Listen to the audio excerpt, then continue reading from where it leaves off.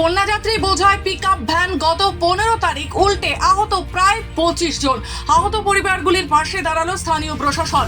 শনিবার অসহায় পরিবারগুলোর হাতে কিছু শুকনো খাবার তুলে দেওয়া হলো। উপস্থিত ছিলেন শিলিগুড়ি মহকুমা পরিষদের কর্মাধ্যক্ষ আইনুল হক, ফাঁসি দেওয়া অঞ্চলের প্রধান অনিমা রায়, পঞ্চায়েত সদস্য মোহাম্মদ আব্দুল ও বিশিষ্ট সমাজসেবী সন্তোষ কুমার রায় সহ আরো অনেকে।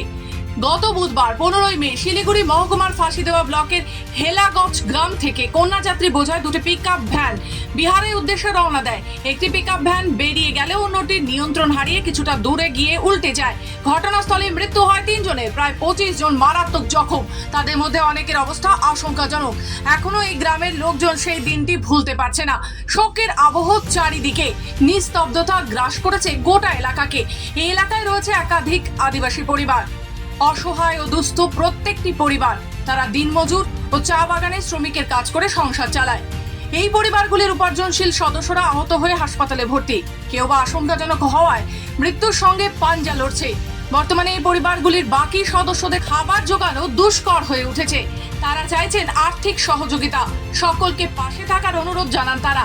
এদিন সেই গ্রামের আহতদের পরিবারের হাতে চাল, ডাল, আলু এবং বিভিন্ন খাদ্য সামগ্রী তুলে দেন স্থানীয় প্রশাসন। আপনারা সকলেই জানেন যে গত 15 তারিখে এই হালাগঞ্জ থেকে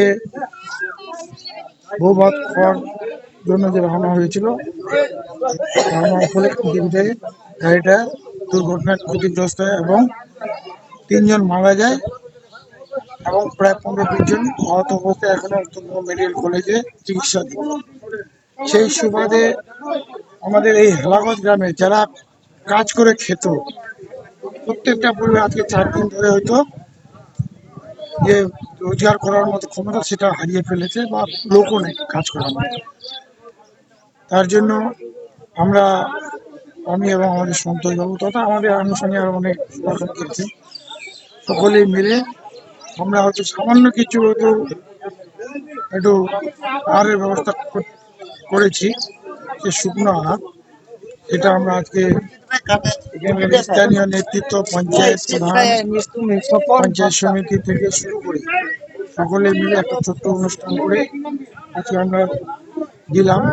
এবং সর্বোপরি যেটা হচ্ছে যে আমরা এই সব সংযুক্ত পরিবারের প্রতি সমবেদনা জানিয়ে আমরা নীরবতাও পালন করলাম। শিলিগুড়ি মহকুমা পরিষদের কর্মাধ্যক্ষ আইনুল হক পরিবারগুলির পাশে থাকার আশ্বাস দেন। উত্তরবঙ্গ থেকে নিজস্ব প্রতিনিধি রিপোর্ট, খবর বাংলা।